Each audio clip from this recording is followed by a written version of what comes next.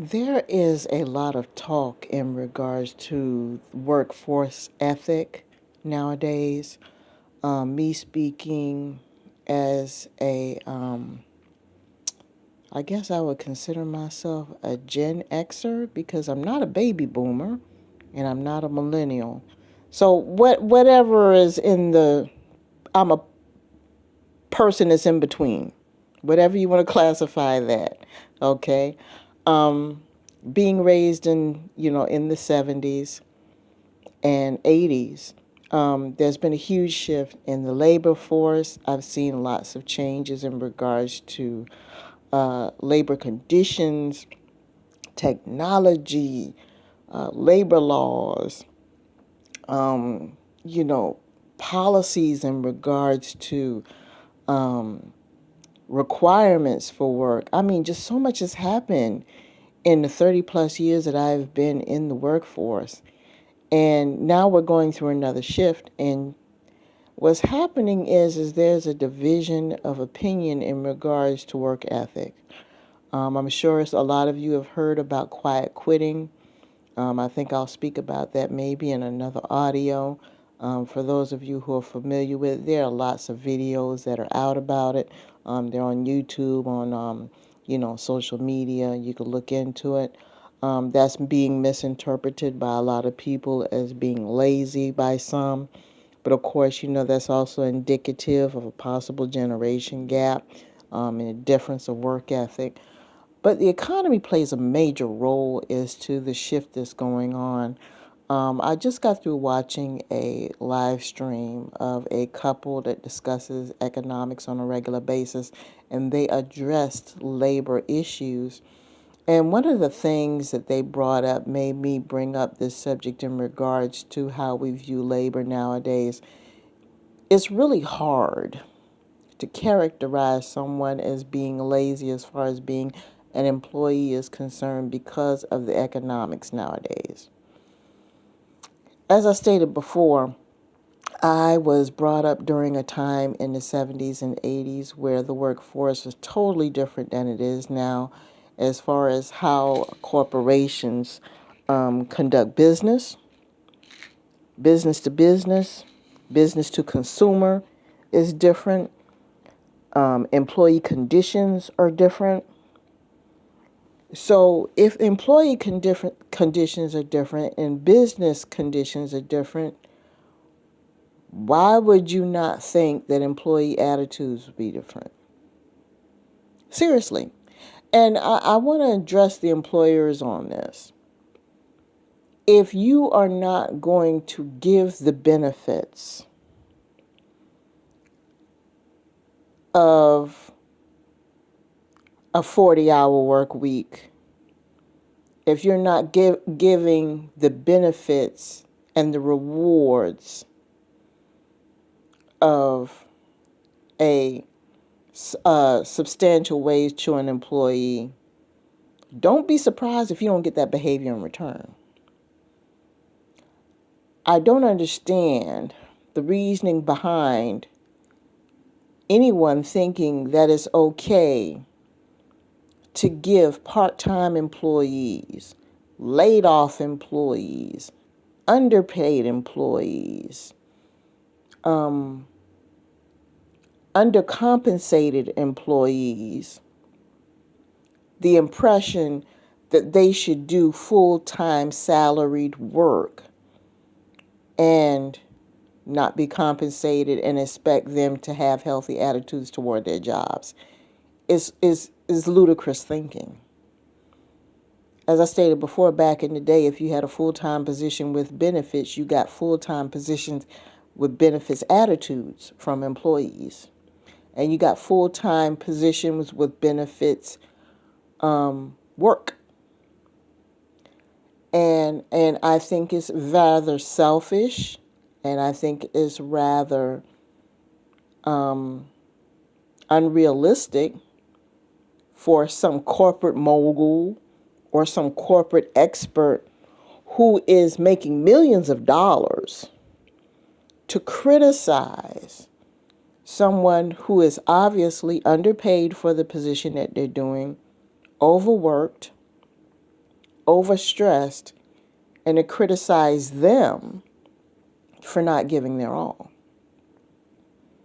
First of all, why are you even saying anything? You've got yours. And actually, you as an employer, you're part of the reason why they have that attitude. Just putting that out there. There are a lot of big corporations that have pulled in billions of dollars over the years, and they're laying off people. But you don't hear any of these people who are doing the laying off, you don't hear them taking any cuts. Okay? You do have a handful of them that are, okay, they're getting rid of some mid to high level people, one or two. But the bulk of them are the people like you and me. And then when those people, the few people that are left over, the brunt of the work is left for them to handle, for them to do. And they're stressed out and overworked because that money that the company, saved by laying off all these people, do you think that the people that are left over are going to get raises and bonuses from the profits? No, they're not. They're not. They're still going to work the same wages, and they're still going to be given the same work to be done, if not more work. Okay? What do you think their attitudes are going to be? So, for someone to assume that, oh, well, they should be thankful that they have a job. See, this goes back to what I mentioned before.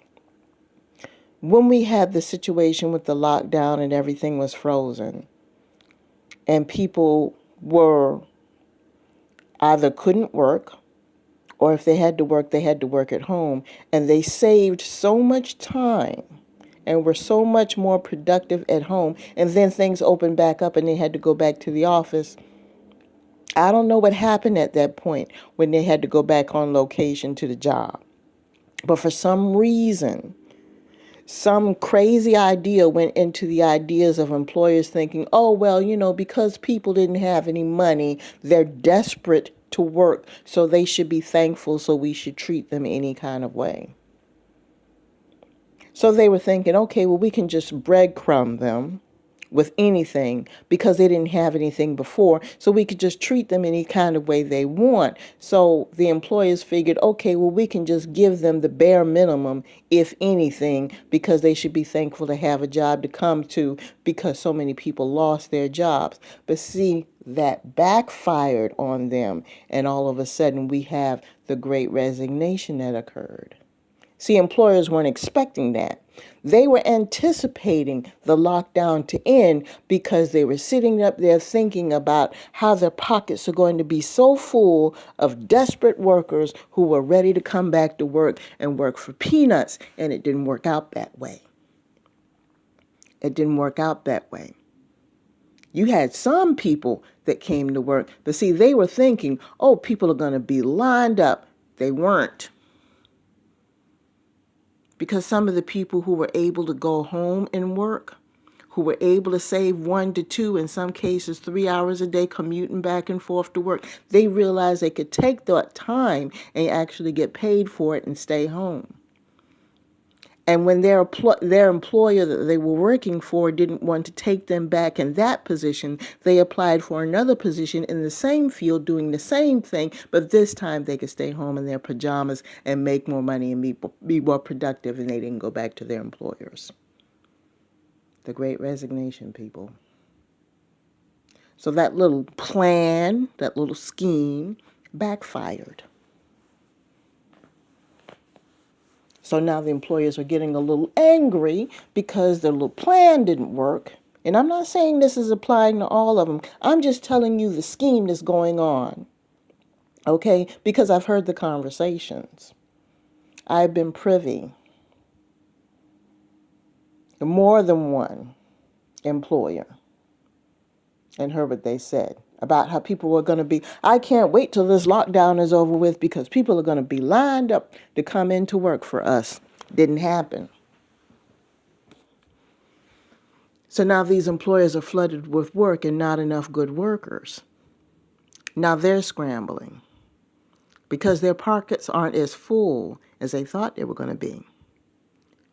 That package was not offered. They wanted to offer the bare minimum. This is what happens when you don't compensate your people the way you're supposed to. You can't treat people like this and expect to get something for nothing. So that's what's going on in the workforce, people. Put it in the comments. Tell me your story. Tell me what's going on with that. And I come across anything else. In the meantime, we're in this together. I got to get ready to head on out of here because time is slipping away. So in the meantime, walk in power, peace, protection, and prosperity. Talk at you later.